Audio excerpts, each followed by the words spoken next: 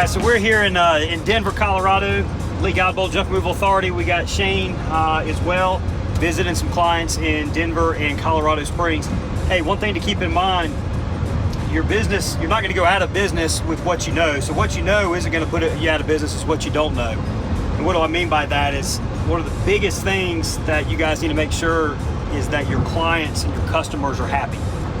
So we're out here and we've got a handful of clients we're going to visit with.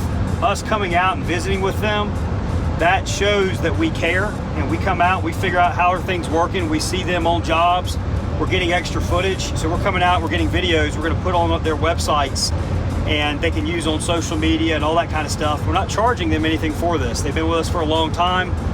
One of the guys has gone through a business package. A few of the other ones have been with us on ads and SEO. We're coming out, we're just trying to add extra value. On your junk removal customers, what are you doing to make sure, one, your customers are happy? And one of the best things you can do is, hey, if you're not out on the job, or even if you are, pick up this phone after the job. Give them a call and say, hey, on a scale of 1 to 10, how do we do? I just want to make sure that you're happy with our service. If we can ever help you again, please give us a call. The other thing is thank you cards. Handwritten thank you cards are huge.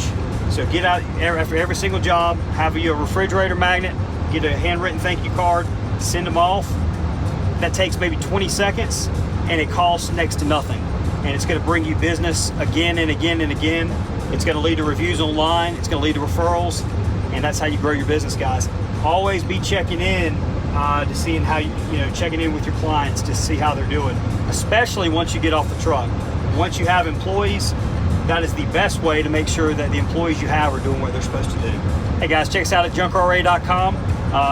If you're looking to get in the junk removal business, if you're already in business and you're wanting to grow, we can help you out, and hopefully we'll be seeing you here soon. Thanks, guys.